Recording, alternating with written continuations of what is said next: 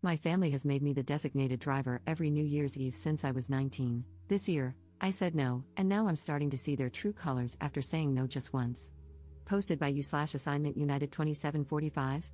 Hey Reddit, I, 26F, need some serious perspective. I'm starting to think I might be the jerk, but I still feel like I'm in the right lol. Every New Year's Eve, my family has a big party at my aunt and uncle's house, and every year, without fail, I end up being the designated driver. Don't get me wrong, I love my family, but it's starting to bug me. It's been like this since I was 19, even before I was legally allowed to drink. I don't drink much, maybe a glass of wine or a beer, but I don't get plastered. I'm fine with driving people home if they need it, but for the past few years, everyone expects me not to drink so I can drive them back. Every year, it's the same. Oh, can you drive? You're not drinking anyway. I always say yes because I don't want to let anyone down. Fast forward to this year's New Year's Eve.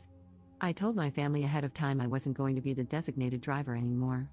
I just wanted to enjoy the night, have a couple of drinks, and not be responsible for getting everyone home. I even told my cousin, who usually gets really sloshed, that I wasn't driving this year, and she was fine with it. When I got to the party, it was the usual chaos, people drinking, laughing, and having a good time. I was enjoying myself, but around 11, my cousin came over and asked if I was ready to drive everyone home. I reminded her I wasn't driving tonight, I was here to enjoy the party. She looked at me like I was crazy and said, "Come on, you always drive. Don't be a beach." Which, like, WTF? I tried to explain calmly that I wasn't being a beach, just that I wasn't going to be the chauffeur anymore. Then, my aunt overheard and pulled me aside. She lectured me, saying, "We all agreed last year you'd be driving. You know how much we rely on you. Everyone else is too tipsy, and Ubering is so unsafe. Just drive this one time, for the family." I felt a ton of pressure but refused. I told her I'm not their chauffeur and wasn't going to do it again just because no one else could figure out their own ride. My aunt got upset, saying I was being selfish and that we're family. She said I'm the only one who doesn't get too drunk, so it makes sense for me to help out. I told her I had already had 3 beers, so I wasn't even legally supposed to drive myself. That's when I snapped. I told them it's not my job to be their designated driver every year just because I'm the only one who doesn't get blackout drunk. They needed to figure out their own rides this time. Then I got up and left. I felt bad walking out, but I didn't want to be a doormat anymore. I spent the rest of New Year's Eve at home, watching Netflix and eating leftover pasta with my boyfriend. My family texted me, calling me dramatic and selfish, saying I ruined the night. They said I was being super sensitive and that everyone was disappointed in me. Everyone's demanding an apology out of me now. And by the way, I got home perfectly safe by Uber. But anyway, Reddit, am I the jerk here? Relevant comments. Commenter. You are not the jerk. Your family is gross. But why didn't your boyfriend spend New Year's Eve with you? Ops response. He's a nurse and had a shift that overlapped with the party. He could have potentially come, but he was exhausted and wanted to go straight home to take a shower while he waited for me to get back.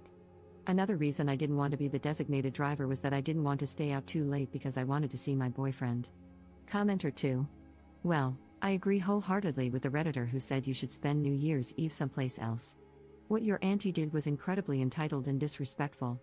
Clearly, you did not agree to be the driver. She and your other drunk relatives decided that you would be the driver. If you're going to celebrate New Year's Eve with them in the future, you need to cut the cord and be absent for a few years so that they can figure out how to handle this without you and without treating you like their paid chauffeur. Ops response. I agree, but at the same time, I feel like this is tearing a hole between me and my family, and that's the last thing I want.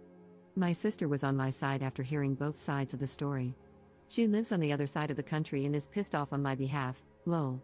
My parents, however, are embarrassed, and I feel bad about that. Commenter 3. When you got your driver's license, did being the designated driver become a common assignment? Ops response. Not at first, I've always struggled with anxiety, and driving triggered it for a long time. I put off getting my license until I was 18 because of it. They didn't ask me to be a designated driver until I was 19, and at first, I felt kind of cool because I was being the responsible adult and helping the people I loved. But it quickly got old when I had to drive back and forth multiple times to get everyone home, and no one offered to pay for gas. Update 15 days later. So, update lol? Before I get to that, I want to address some popular questions from my last post. Some people got confused and asked similar questions, so I thought it might be nice to answer them here. How do I give everyone a ride home? My family lives about an hour and a half from my aunt's house, so I'd fill my car with everyone I could and take them home. The next day, they take their spouses' cars to pick up the ones they left. Stupid, I know. How did I get home? I got an Uber. Why was my cousin asking to leave at 11? She was drunk and probably had no idea what time it was. My aunt overheard me getting a little upset and pulled me aside, which sparked everything. Now, the update. I ended up sending a text to our family group chat, including those who didn't make it to the party but heard about what happened.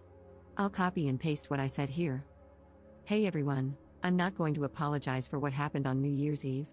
I told you all well in advance that I wasn't going to be the designated driver this year, and I expected you to respect that. I'm not anyone's personal chauffeur, and I'm done being treated like I'm responsible for everyone else's lack of planning. When cousin's name called me a beach for not driving, that was uncalled for. And aunt's name, lecturing me about being selfish and ruining the night because I chose to enjoy myself instead of taking on that responsibility again? I love you all, but I can't be your punching bag anymore.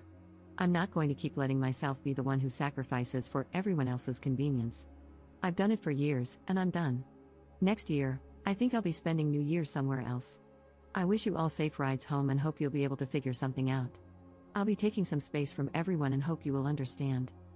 I then made the painful decision of blocking my parents, who have been calling me terrible names and making me feel like complete crap since this happened. I never realized how dark my childhood was with all the gaslighting. My parents are probably the reason I have such severe anxiety. My sister and brother are on my side and equally pissed off at our family, so I still have them at least. I really do want to thank you all. I've always known something was off with my family, but I never realized how much I was taken for granted, how unloved I felt, until now. Thank you for helping me realize that I'm worth more. And to end on a positive note, my boyfriend is now my fiancé. A few days after my post, he proposed. His original plan was to take me to see some cutesy light displays in our town after I got home and propose there, which made my heart melt a little since I knew he was so tired after working lol, but when he saw me walk and crying, he read the room and switched things up. When I was feeling better, he took me to dinner and proposed there. I have no idea how the wedding will go or if my parents will be there, but I'm excited to spend it with the people who love and appreciate me. Relevant comments. Commenter. Did anyone respond to the text? Ops response. I don't know. I blocked everyone who went to the party or asked me to be the designated driver, and then I removed myself from the conversation. Commenter 2. Wow, first off, congrats on the engagement. It sounds like your fiancé is a keeper, he's got that perfect read the room and propose when the vibes are right energy. Honestly, your text to the group chat was iconic. That's some real main character energy right there, setting boundaries and refusing to be everyone's unpaid Uber anymore. I'm glad you stood your ground. You deserve better than being treated like a backup plan for their poor planning. The fact that your parents doubled down with the gaslighting just proves you made the right call by blocking them for now.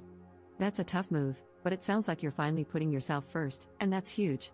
And shout out to your siblings for having your back, sounds like you all are the real MVPs of the family. As for the wedding, focus on the people who truly support you. You've already got your siblings and fiancé in your corner, and that's a solid squad. The rest can figure themselves out. You're starting this new chapter surrounded by love, and honestly, that's all that matters. Ops response. He's the best, he's always had my back with my family. He wanted to come with me to the party to support me because he thought they might act up, but I knew he'd be tired after working, so I told him not to worry about it. He also helped me write this post and has been reading all of your comments, lol, and he says hi. Commenter 3. Congratulations on everything. Please let your parents know that they are uninvited to your wedding until further notice. You don't want to hear from them because their behavior was atrocious, and you will no longer tolerate any disrespect. Ops response. They don't even know we're engaged. I posted it on my Instagram, but they no longer have access to that or my number.